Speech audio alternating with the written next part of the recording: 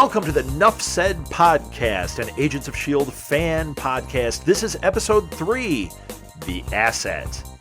I'm your co-host, remunerated Rob Southgate, and with me is... Junkie Jack Wengroski. Junkie Jack!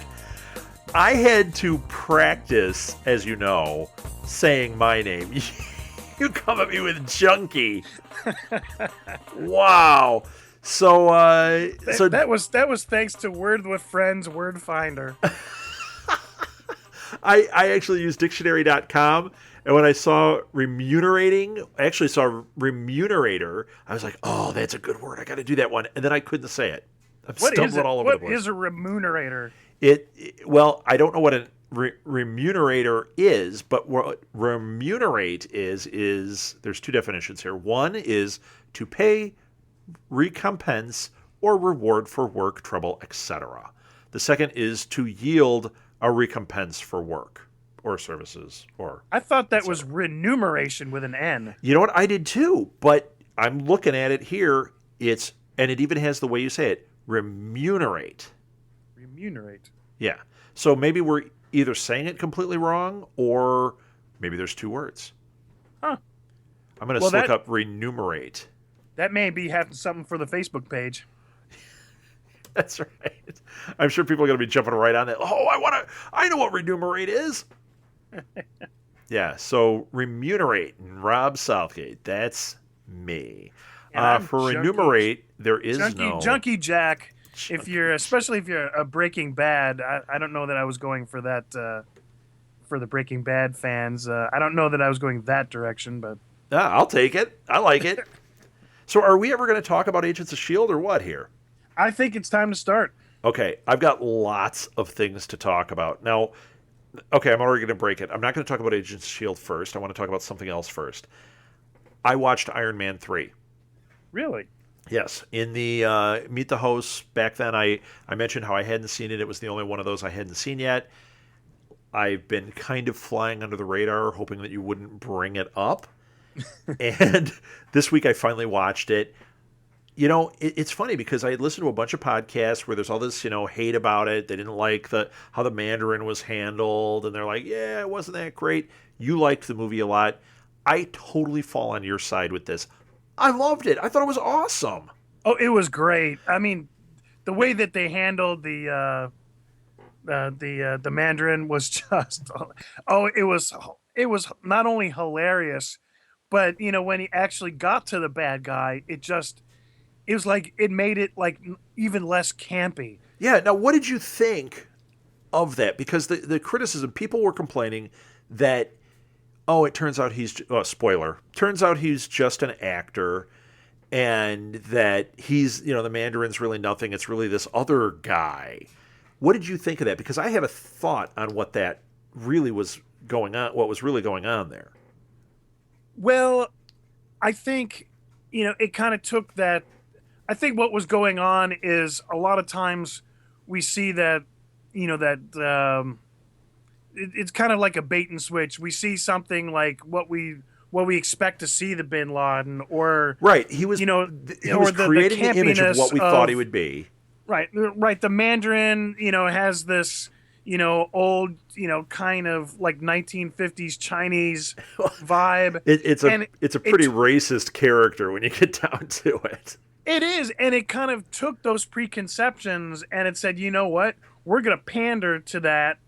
But the truth is, it's much deeper than that. The villain isn't even like that. But let's use that for the marketing kind of. Well, and I think people were thinking that when you found out that the Mandarin that we were seeing was an actor, that they took away what the Mandarin from the comics was. I don't think so at all. I actually think that they were updating it. They were saying, here, this is the Mandarin you're expecting to see. And when he comes out and says, I am the Mandarin, he is the Mandarin. If they use this character again in the future, he will be referred to as the Mandarin. He has been reimagined as that character who is the one that is so obsessed with Tony Stark And it just makes sense. He was using the other guy as a placeholder, as something to give people something to hate. Right. So he was using that old, okay, you guys hate Bin Laden? Here you go. Here's the new Bin Laden. I thought it made a lot of sense. In fact, I enjoyed the twist, and I even knew it was coming, and I still enjoyed it. I thought they handled it really well. Oh, yeah, I thought that was really awesome. I guess the people that were expecting more of the traditional character were probably disappointed.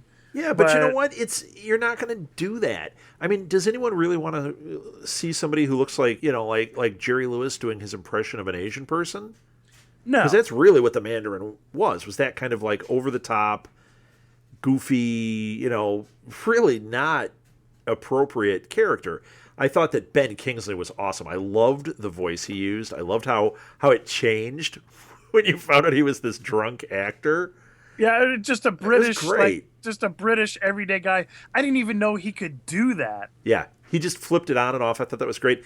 And the funny thing is, it's like when you saw the last Dark Knight movie, how all you wanted to do was walk out of there and imitate Bane.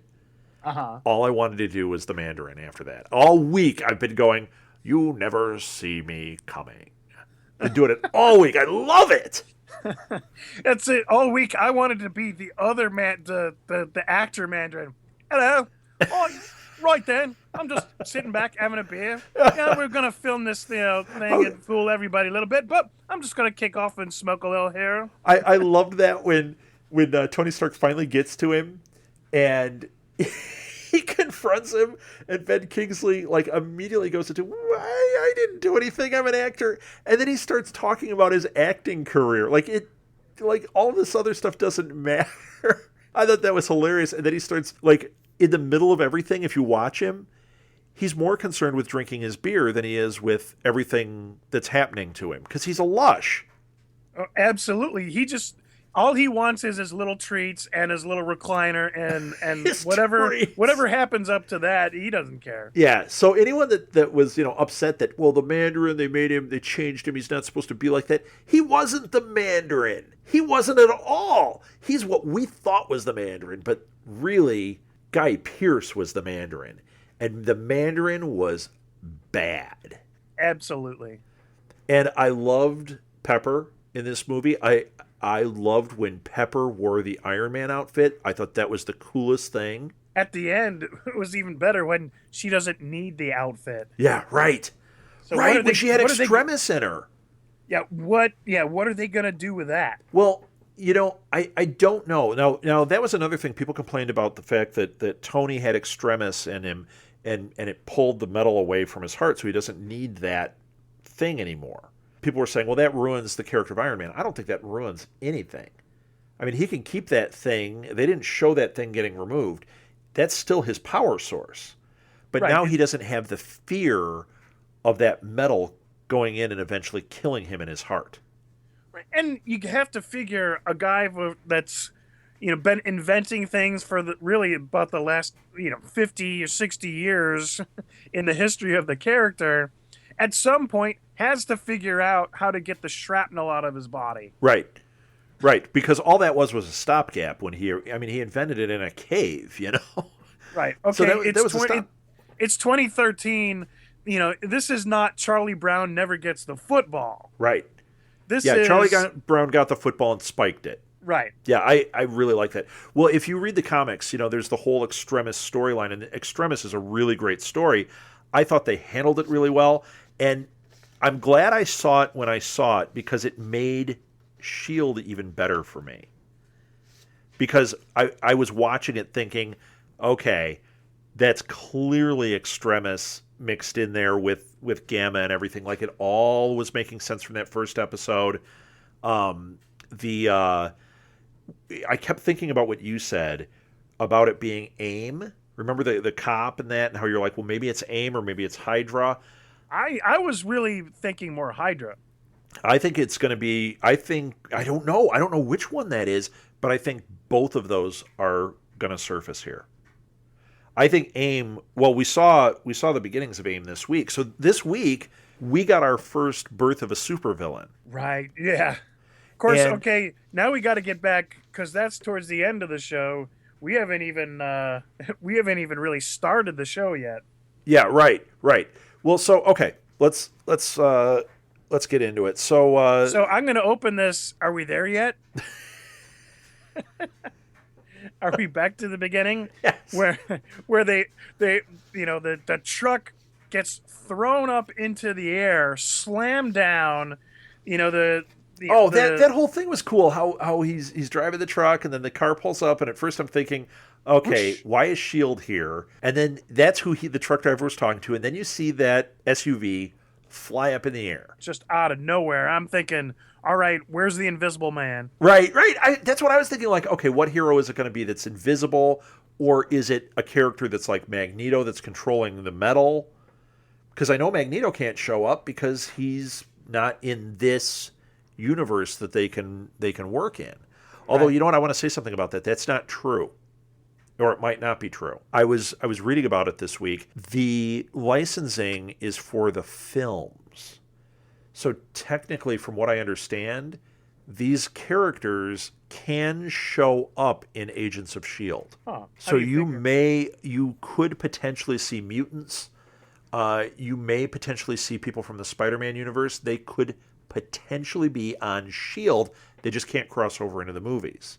Now, are they going to do that? Probably not very much. Why don't you think they can't cross over in the movies? Because the different studios own them. So Sony Oh, owns the Spider-Man universe, the characters associated with Spider-Man. So like Doc Ock, the Vulture, the Rhino, Spider-Man, Aunt May, they're all part of Spider-Man. Fox owns the X-Men and all the mutant stuff. right. So So you can't have Wolverine pop in to an Avengers movie, even though he's in the Uncanny Avengers and technically could. that's true. Well, and I think the TV kind of, like you say, the movies maybe not, but TV they might be able to, since really Marvel, I think, really kind of owns. They've sold they've sold the movie rights, but have they sold character rights? No, no, Disney owns Marvel, but those movie rights were set in place with those other studios before Disney got involved. So the question is, what are the rights as far as television?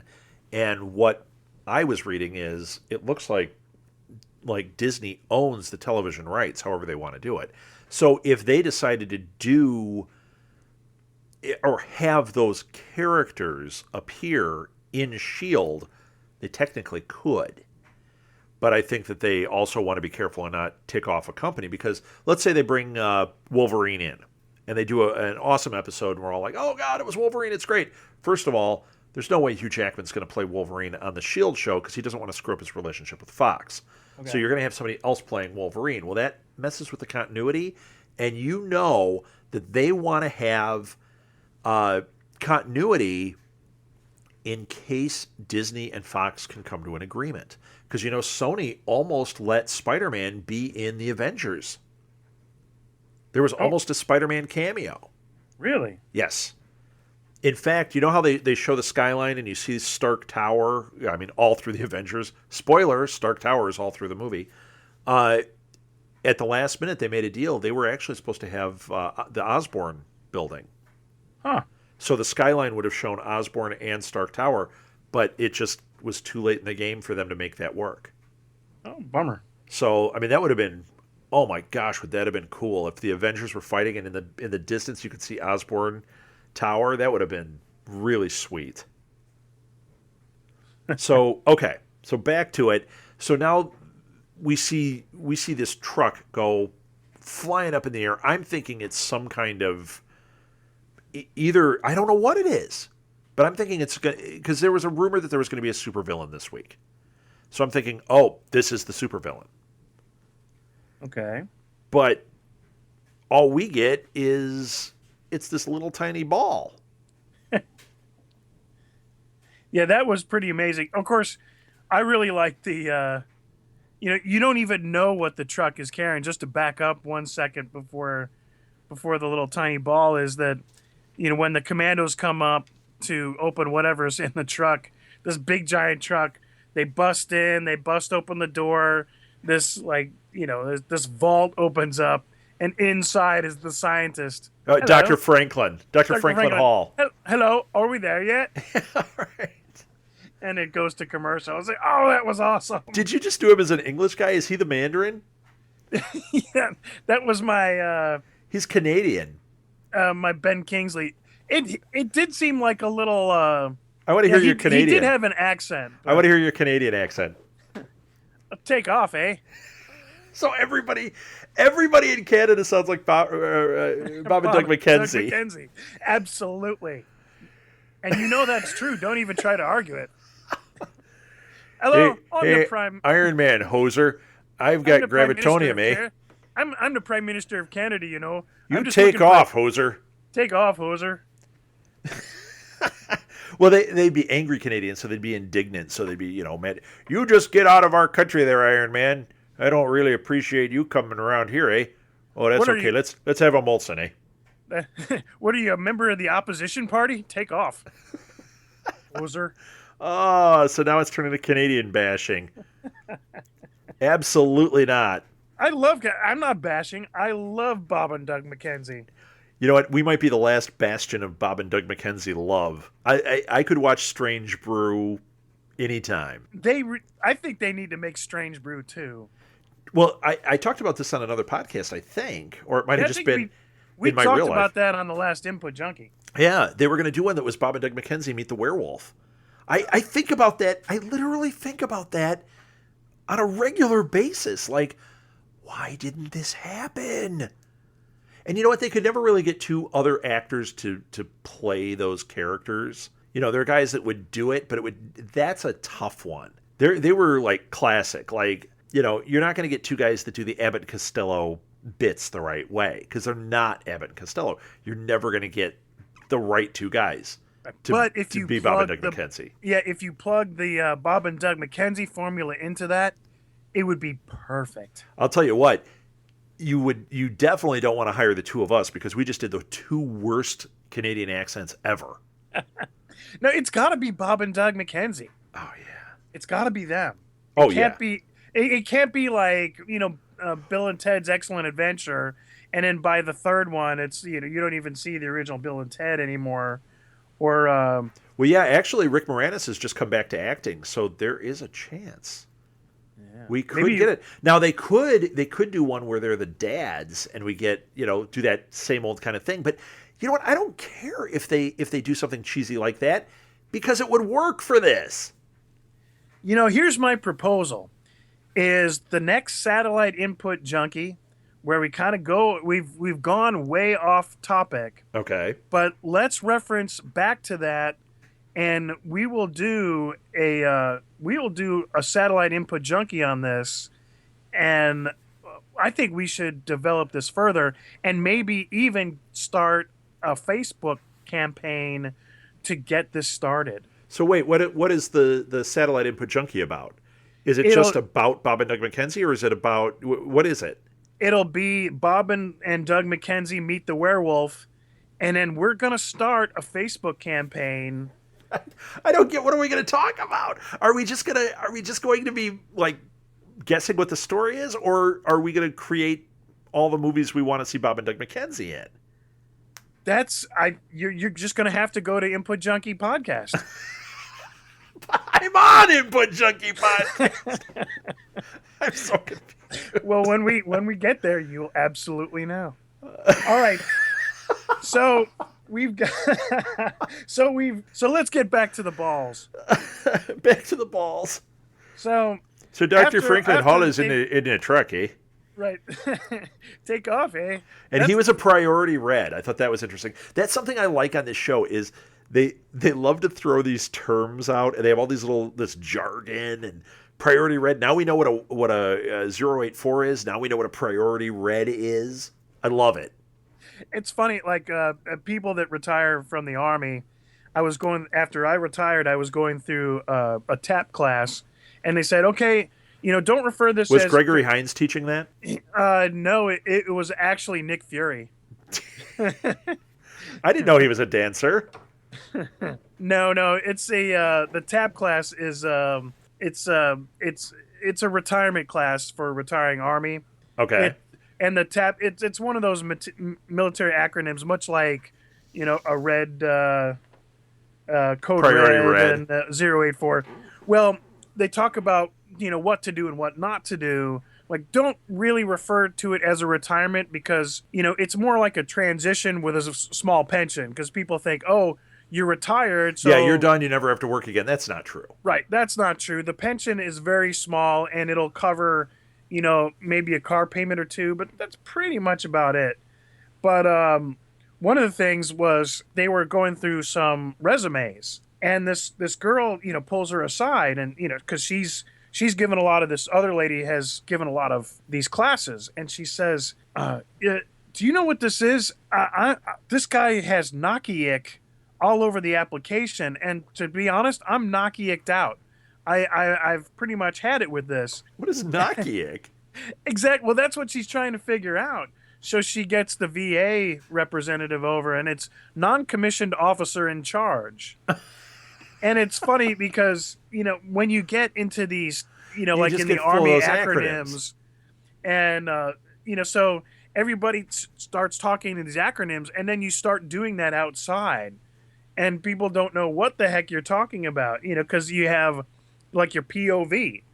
I'm taking my POV. Well, what the heck's a privately owned vehicle? And that's just kind of funny. I think we're gonna get a lot of that. Yeah, I think so too. We're gonna get a lot more of that as this goes on. I really like it though. I think it's cool, and I like knowing what their acronyms are and kind of what their thing is. They seem to be very, aside from gadget heavy, jargon heavy. So yeah, I love it. Okay, isn't that a new superhero? Jargon heavy? Jargon heavy. Yeah. So they start off the episode. How did you like the fact that he's training Skye and she's not really? Oh yeah, Ward with Skye. I thought that was cool. You knew it was going to happen because last time he was kind of taking that role, like at the very end, like okay, I'm the one that's going to be training her and whatever. I'll tell you what I liked a lot was when he revealed that there was no truth serum. Right. That's one of the things that I wrote down on my little notes. And, they never, you think that's a done deal, but they never really answered that question at the very end. Well, yeah, actually, because Coulson was still cagey about it. When she's like, oh, there is no truth serum. He's like, really? Uh-huh. Oh, there is no truth serum. Yeah. So I thought that was really handled well. I love that there's a big question mark about that, and it's just a little thing, but I just thought it was really cool, and it also made you. I don't want there to be a truth serum, okay, and I'll tell you why. It made in that pilot episode, it made Ward a little more of a meathead. Whereas when you first saw Ward and he was like kind of James Bonding it up, you didn't think he was a meathead at all. Then there was that whole scene with Coulson, and then he puts the serum in him, and he answers all this stuff, and you're like, okay, he's going to be the kind of pretty boy meathead action guy, but, kind of a joke. This time, he's not a joke. He's like, no, I'm in on it. And this is how we manipulated you. And I was like, that is really cool. It instills more confidence. I wonder if they responded, because when we were going through the comments online about the show, and there were so many negative comments about the campiness, I wonder if they really said, you know what, we really need to tighten this up, or was this already done and in the box, and this was their plan all along? Right. Interesting. The next thing I wrote down, is this a friendly kidnapping? And sure enough, they developed that whole storyline. You mean with Franklin Hall? With Franklin Hall, yeah. Now, right away they jumped right into it. That Quinn guy, there's a history between him and Hall, and it was. Well, see, here's what I couldn't figure out: was it friendly or not? We know now, going ahead in the episode, that Hall was the one leaking the information that allowed it to happen. Right, but boy, that took a long time to figure that one out. Right, but here's the question: if you watch that first scene between him and Quinn, what you're saying, was it a friendly kidnapping? I almost thought it was like, okay, this was a setup. Hall and Quinn had already discussed that this was going to happen. But then there was a lot of stuff alluding to the fact that, no, Quinn actually did kidnap him based on this information. But now we know the information came from Hall. Okay. So where was the manipulation? Who did it? We know Hall did, because Hall was trying to get closer to the whole thing. But how much did Quinn know that Hall was involved? I don't think he really knew. I think he thought he was doing, much like what's that? The Red Tide, much Rising like Tide. The Rising Tide. Why can't I keep that in my head? I don't know. The Red Tide is something completely different, inappropriate for this podcast. Family alert. Family alert. No more spoiler alerts. We now do family alerts. Inappropriate content. Inappropriate. So, okay, here comes the Red Tide, and so yeah, here, much like she felt like, okay, she got, she gets the invitation, she goes in, and like I think Quinn really thought he was controlling what was going on. Of course, it all blew up in his face because, Hall let himself get kidnapped. But I thought it was funny that, she got in. He wasn't quite sure how she did it, but the only reason he let her do that is because he wanted to get to her. Right. Right. So yeah, I was just looking at my notes here, and there was something else that I liked. This whole use of Malta, how they were in Malta, and how S.H.I.E.L.D. has no control there. They have no power there. I thought that was really interesting. Like, is Malta a neutral country? Is that what the idea is? And S.H.I.E.L.D. can't operate there?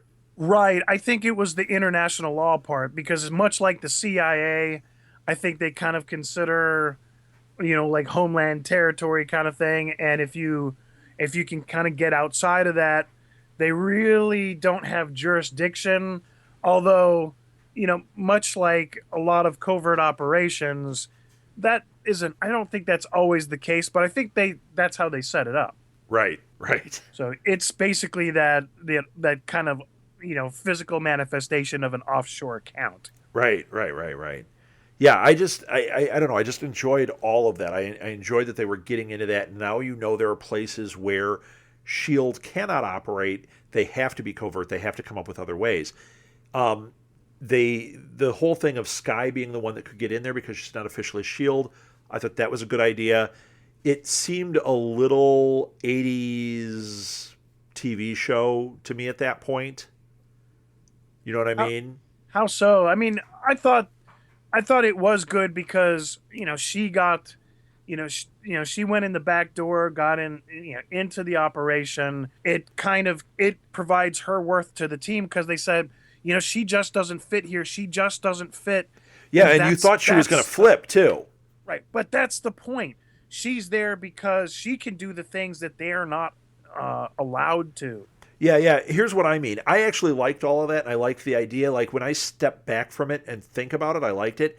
I'm kind of talking about how it played out. It just kind of reminded me of, like, this week on Simon and Simon, they infiltrate in Malta. And I was like, what? It just had a little of that feel for me. But I'm not bashing it because there was a lot that I liked about the idea.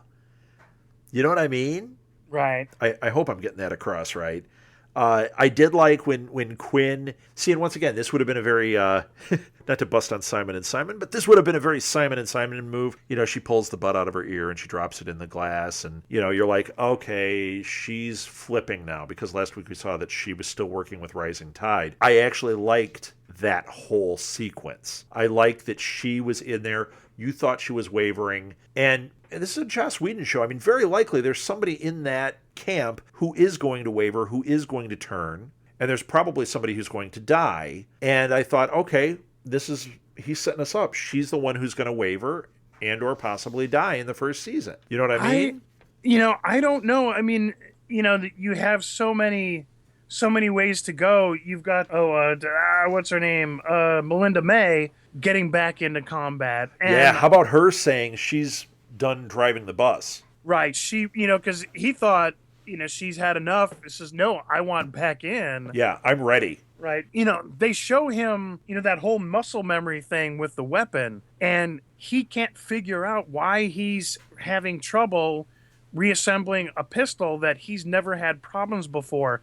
So, I hate to say this, but you might have been right about that whole robot kind of. Now, why would you hate to say it? I'm right all the time. I'm being facetious, but I thought I smelled something. no, that's feces. Oh, sorry. You got to use that dictionary once in a while. They're really, hinting those repetitive phrases like the Tahiti.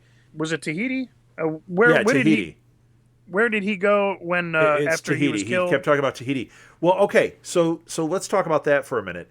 So here, there's two things that I've been kind of looking at here. One is Coulson is an LMD, which is a life model decoy. Okay, he's an android. It's a replica that replaces the human being, and that kind of makes sense because Joss Whedon has kind of played with that kind of idea before with like Dollhouse. So I'm thinking, okay, I could see that, and they have used these LMDs in Marvel and with S.H.I.E.L.D. before, so that could be. That also goes back to what I was saying, that we could be looking at the Vision. Now, here's the really interesting thing. This week, this hit on all the geek news. I don't know if you saw it, but Clark Gregg tweeted out, I'm going to read you what his tweet is. It says, "Can we just skip Agents of S.H.I.E.L.D. and jump straight to a Vision and Scarlet Witch show starring Clark Gregg and Monica Bellucci?" Okay. Did he let it fly that, okay, yeah, Coulson is the Vision? He may have just done it right there. Or it could be a red herring, or he could just be saying, wow, I really want to do, I want to be in some love scenes with Monica Bellucci. Because let's face it, I think we should have we find out I am actually the Vision, and I am married to the Scarlet Witch, and it's Monica Bellucci. I think that would be a pretty good scene. Yeah, I would spend my money to watch that one. You walking around your underwear, my underwear, with a beautiful woman doing some great acting. I've got my Avengers T-shirt on, mustard stains on it. So you're the Scarlet Witch? Does that mean that your father? Yeah, that would not be quite as cool as. What did I turn into Sanford and Son now? You big dummy. Hey, Melinda May, come on over here. I got some junk for you. You sound like Mr. T. Well, Barry Little had to make an appearance, so please. Rich Little's brother, Barry Little, making an appearance. Yeah. Oh, God. I really hope nobody listens to this for the impressions, because you've got the wrong impression if you think they're good here. No. If you want impression, go to Impressions Podcast. It's an Input Junkie Impressions podcast featuring just all the impressions that we do, which is basically Bob and Nick McKenzie and Mr. T. Thank you very much. Okay, so back to the Vision. We're doing a show about S.H.I.E.L.D. I know we're gonna have to do a little bit of editing, I think, just to stay on topic, because this is going to go into like the second hour, and it really only about half of that is going to be on topic. But now, the Avengers, you have the Vision. Kind of remind me about that. Because Coulson's really leading the team. I don't think he's going to be a life model decoy, because there's just too much self-knowledge. There has to be. Yeah, but those life model decoys, what they do is they have implanted memories, like the Tahiti thing. When he was killed, it retains his memory up to that point. So it's almost like it's the real person, but then at some point they have the realization they're not human. Yeah, but how do you... And he does a lot of action stuff that you go, could he do this when he was just Agent Coulson? Or is he able to kind of like, when he was climbing up the walls, he had no problem when the Gravitonium was twisting that room around. No. And the other thing I noticed is he's doing all this in a suit and tie. Really, put some How great was that scene? How great was that when they showed him standing there and everything? Something looked a little off, and then the camera turned and they were upside down. Oh, that was awesome, because now okay, the universe is being ripped apart at this point. So great. And then they were on the side and they were like, the fight was continuing. I loved all that. And the stuff that was in that little ball, we went right over this, was Gravitonium, which is another one of those elements, kind of like the Gamma and the Tesseract, all the stuff that they're kind of bringing into this story. Gravitonium is another one that gives them some type of element that they can play with the physics of the world with. So right. I thought that was cool. And now, did you look online to see who Dr. Franklin Hall becomes? Because he is from the comics. I did not. And that's what Hey, Jack, you're on a Marvel podcast. You might want to look some things up. Well, to be honest, I really thought you were going to go, oh, you know what? He becomes the Rhino in Spider-Man. I thought... Hey, Jack, you know what? He becomes the Rhino in Spider-Man. Really? No, I'll tell you who he becomes. If you look up Dr. Franklin Hall on Google and you go to the Marvel Wiki, he becomes a character named, what a great name, you couldn't predict it, Graviton. Now, what's interesting is Graviton was a minor villain, not in a lot. He battled the West Coast Avengers, which was, ironically named a team on the West Coast. That's not irony. And that's who they brought in here. Now, you've got a character here that has this element, that works with this element. They can bring him back. They can do all sorts of things with this character now. So I think what we did was we got a clue into what's going on here for the show. They're going to be mining, instead of like creating new bad guys and new heroes, they're taking minor characters from all throughout the Marvel Universe, and there's got to be thousands of them. And let's face it, you can take one per show. You could take two per show, and you'd never tap into everything you've got. And now this character has hit our radar. Now we know who Graviton is, and he's interesting. And you know who he's affiliated with? AIM. Really? Yes. So when we were talking about, is it AIM, is it Hydra, AIM is surfacing here. They made some references about Hydra, but all of a sudden, a lot of these driving factors are pointing towards AIM. Right. So I think you are correct. I think we're both correct on these teams coming up. I think you're correct when you're like, it's Hydra. I don't know if what we saw was Hydra, but I think Hydra is surfacing. Sometime this season, they're going to come face to face with Hydra, and we're going to know it's Hydra. I also think we're going to come face to face with AIM and know clearly it's AIM.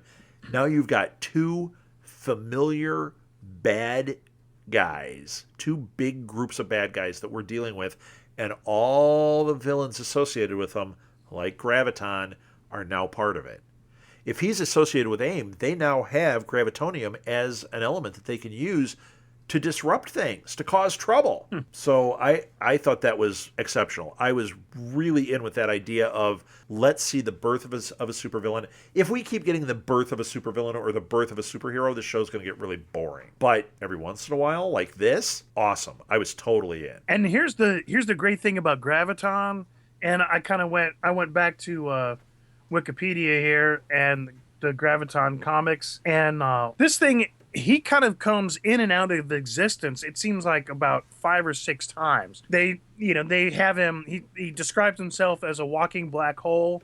So they kind of force him to lose concentration, and he kind of collapses on himself. But eventually, comes back to life. They encapsulate him, and he's able to get free. They send him into an alternate dimension, and he's able to send a distress signal. Right. And that's picked up by Techno and Baron Zemo. So this is a character we may see in and out quite a bit. They'll incapacitate him or capture him by the end of the episode, but a few episodes later, it won't be unusual to see him coming back. Right. Well, and another thing, we talked about Joss Whedon and how he runs things.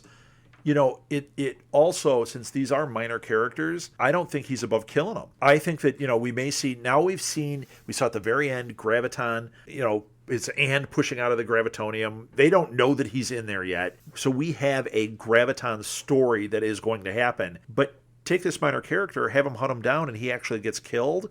That's something that comic books don't do a really great job of. Everybody comes back. Right. Like you were just saying, yeah, he comes back. This guy probably can, but I think we now know that, hey, this is a world where characters can die. And he has said that in Avengers 3 there's going to be a major character death. Now, is it going to be Iron Man? No, please. Thor? No. Hawkeye? Black Widow? Somebody new? Yeah, it could be. That could be. Do I want that? No. Because if I don't get some Scarlett Johansson in that Avengers movie, I'm not going to be as happy a guy, because that's a lot of boys running around showing muscles. And here's another question. When are the Avengers or the Fantastic Four going to start making some appearances? Fantastic Four are, I think, oh God, I'm going to get this wrong. I think they're owned by Fox too. So I don't think you can have them cross over with the Avengers. Well, see, I think in the TV universe, because Disney, which is right, Marvel TV at universe, this point, it should be able to. I think, right, because it's the TV and they own the rights to the character, not necessarily the movie rights. So they can always, the only thing is maintaining continuity when you want characters. Do you want Tony Stark? Do you want Nick Fury to kind of be the same thing? I think that's just conjecture. Where are we going to see these things heading off to? Okay, I'm looking this up. Fox does own the Fantastic Four. Okay. And Fox is the one that owns X-Men. So they are rebooting the Fantastic Four. We very well could see that start to cross over. But once again, Spider-Man dealt with the Fantastic Four quite a bit. You can't have Spider-Man and Fantastic Four. Just can't happen. I keep saying it's Sony, but I think it's Columbia Pictures is Sony. They own Spider-Man and those different Spider-Man. So like Venom, Spider-Man, even Morbius, the living vampire, they own all of that. But Disney did get the rights back, from what I understand, to Daredevil and Punisher. So those characters you can start seeing pop up in here. That's going to be an interesting question to see, even though other people own these rights, it's going to be interesting to see who they bring back in. Right. And speaking of bringing back in, when Melinda said she wanted back in, Coulson says, I was a field agent. And as he's walking away, he said, yeah, at the end of it, you died. Oh, right. It's like, okay, this is a guy that's, they're all afraid of. He can't, there's like some muscle memory thing. He has this glitch with the speech glitch with Tahiti, and they're hinting that maybe Coulson wasn't even a field agent before this, before the Avengers movie. Yeah. That he was really more of a admin guy, and then when he finally did get his experience, he did get killed, and yet we do see him, battling under the Gravitonium. And, doing with their lead agent, kind of storming there is a lot of physical activity for a guy that's supposed to be this fragile. Yeah. Now, I don't know I just don't think there would be, I wouldn't give an LMD a team like that. I don't know if, it's like. Yeah, but once again, I mean, we're talking about it as people that don't actually deal with LMDs that we know of. We don't know, like, if it's an LMD and Nick Fury has put him in place, what have they planted in their memory to control things? I mean, it's like putting a perfect robot in charge that has self-awareness, that they eventually give self-awareness to. I mean, there's a lot of interesting ideas there that could be going on. But there's too many variables, like, what did you do to my plane? I don't think a robot would have that much, well, even an LMD with implanted memories. There's too many things that he's doing on his own, but yet how do you explain the glitches? Right. Because I'm telling you, that boy's software isn't working right. Something's wrong there. I know. Yeah, I don't know, man. I just don't know. I'm in for the ride. And did you hear it got picked up for the entire first season? Because that they do this. They do 13 episodes, and they wait to see if it's a hit, see if there's interest, before they order the second 13 episodes. But they did order the second 13 episodes for Agents of S.H.I.E.L.D. I think it's just going to keep growing. I think it's going to get better and better. I think we've got the long haul on this show. I am reading some, minor negativity here and there about it. People not liking maybe the tone of it, or they're looking for more Avengers type thing, or they're thinking things might be a little hokey. It's like, You know what? We're at episode 3. This is not a sprint. This is a marathon. And if they're doing movies, they've already got movies plotted out until 2021, I think is what they said. You know what? They probably have this TV show plotted out pretty far, too. Because this is just a great ground for them to introduce things and play with things and figure stuff out that builds into the movies. Yeah. And speaking of not liking the tone about, I don't know, it wasn't much into the episode where they're going through all the techie things. And, of course, they're like, all right, Fitz, in English. And then you started to hear that from Skye. And she says, come on now, you're talking to a high school dropout. Really? You're the one that's supposed to be computer savvy and be on this other edge of the technical world. Wait. Who was the high school dropout? Skye. No. Yes. Is that what they said? She's talking to Fitz. When Fitz and Simmons are kind of going on about But wasn't she referring to somebody else when she said that? No, I think she's referring to her. Now I'll go. I can't believe that. No, it can't be. Jack, you're already wrong because they both said that their professor at college, one of their professors was Dr. Franklin Hall for both of them. No, Fitz and Simmons, but not Skye. Oh, God, I'm getting confused. So Skye is the one you're saying is a high school dropout. Right. Fitz and Simmons are going on about their technobabble, and she Skye says, hey, in English, you're talking to a high school dropout. Well, that could be. You don't know if she was homeschooled. You don't know if, when you say a high school dropout, that doesn't always mean like, I did a year and I booted out of there. She could have just got her GED and went ahead with this other thing because she was done. No, I mean, most of I went to basic with a guy that he really did not like high school. And he did not refer to himself as a high school dropout.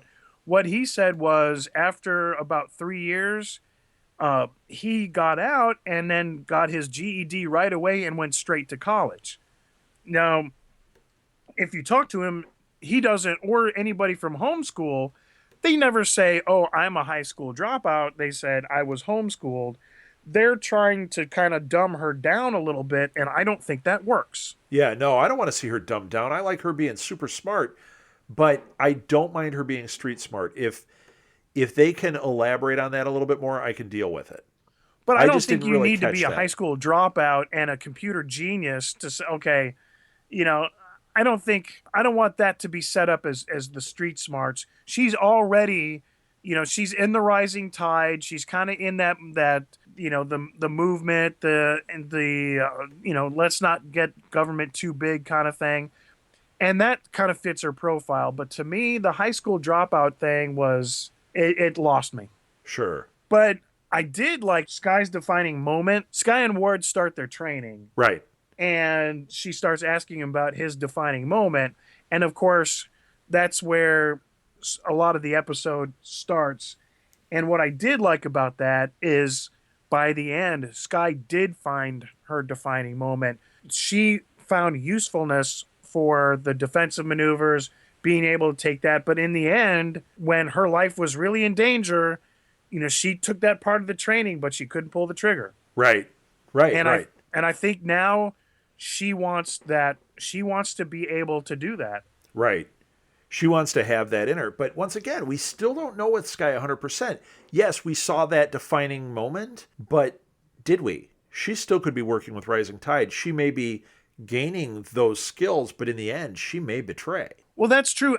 I think you're right. What's going on here is she isn't not a member of Rising Tide. That's the reason she got into the party. Right. But little by little, she's discovering that maybe Marvel Agents of S.H.I.E.L.D. aren't the bad guys. Yeah, I liked that too. That's really kind of the last thing we haven't talked out here. I liked how they showed how others view S.H.I.E.L.D., because you heard how Quinn was talking about S.H.I.E.L.D. You kind of saw it through the eyes of Skye again. You heard things like that S.H.I.E.L.D. preys on fear and loneliness. And I liked that because it made them, it's like with anything where you go, Are they the good guys, or are they, in some cases, actually not the good guys? You think they're defending us, but maybe not. Maybe they're not making the best choices. Maybe they're using mind control and manipulation and all these things that they think is right. But in fact, you know what? That might not be the best thing to be doing to people. Well, that's part of the American system. They're trying to protect the American public the best way they know how, things that they don't think maybe the public should have. But in the American system, you're always going to have that freedom of speech where people think, you know what, let us decide that. And we're seeing this all from the background. Do you really think that Quinn could have handled Graviton? I don't think he could have. No, I don't think so. I think that's why Franklin Hall went in there. He was saying, this is going to go badly. At least if I'm here, I'm controlling it. Right. But that also says that he didn't trust S.H.I.E.L.D. to it either. Right. Had he kept that in S.H.I.E.L.D., right, this would not have happened at all. Right. So by him doing this is also saying, I don't trust S.H.I.E.L.D. to keep this under wraps. Right. And so really he kind of brought this whole thing onto himself where S.H.I.E.L.D. would have not only had that contained, but maybe done it for good. But even within, Well, S.H.I.E.L.D. probably wanted to weaponize it somehow because they said, don't take this and launch it into space. Don't just get rid of this. Right, because, you could probably do something, you could probably do something with it or discover some alternative energy source. Yeah, it's not that they're not going to want to use it, but they're not going to use it, necessarily irresponsibly, but he didn't want to wait around for that. Yeah. And so I think we almost kind of forget that really Quinn wasn't the bad guy here. Quinn would have never got a hold of this whole thing had Hall not contacted him. Yeah, true. Even if it was contact through kind of a back door, this whole thing would have been nil without Hall. Yeah, true. Yeah, he put it together. Yeah, it's interesting. So, did you watch the preview for next week? I don't remember. Excellent. I cannot remember the preview for next week either. I haven't heard anything. I don't know if we're getting, another surprise because 2 weeks in a row, hey, you got to watch the ending. Boom, it's Nick Fury. Hey, this week, first supervillain. Everybody watch. Bam, it was Graviton in the last 10 seconds. I didn't see anything about this week, so I wonder what's going on. Yeah, I think this is going to be a defining week as far as maybe setting the tone of the show because now they've gelled as a team. We've seen some conflict. We've seen some resolution. We've had our first hero introduced, our first supervillain introduced. Now, what is the show about? Okay, the next one coming up is called I Spy, and Agent Coulson and the team track down a mysterious woman who has single-handedly committed numerous high-stakes heists. Now, does that sound like Black Widow to you? Well, no, because Black Widow already exists. I can't spit it out. This takes place after the Avengers. Romanoff is absolutely part of S.H.I.E.L.D. So, no, that's not Black Widow that we're hearing. Oh, I'm sorry. Here comes Agent. It's a rogue agent. Oh, interesting. Oh, so now S.H.I.E.L.D. is having to deal with its own. Right. And that's really what they just did. Because, when they started to discover that, how did this communication get out? We have a mole, and then the mole wound up Hall. So here, we have another rogue agent that's kind of becoming either a super villain or but it's a problem. It looks like it's a problem within S.H.I.E.L.D. Interesting.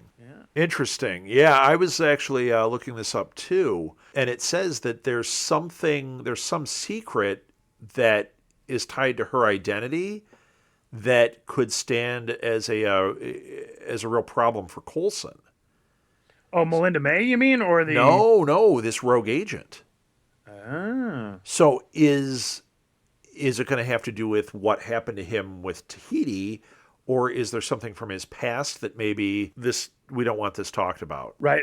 It may fill in some details, much like some of the other episodes where people forget their memory and then have little flashbacks, and we're getting little snippets of the Tahiti glitch. It really is Paradise not being able to assemble his weapon properly, the muscle memory thing.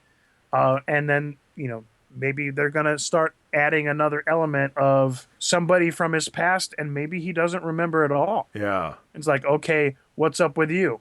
Yeah, why am I not remembering anything about this past with you? Right. Wow. Okay. Well, I'm excited. I have no idea what the heck's going on with this one. I actually was trying to look it up here too, and there's nothing about the character. The character's name is Aquila Amador, and I do not see anything like she's not a character from the Marvel Universe that you can latch onto and say, oh, this is so-and-so.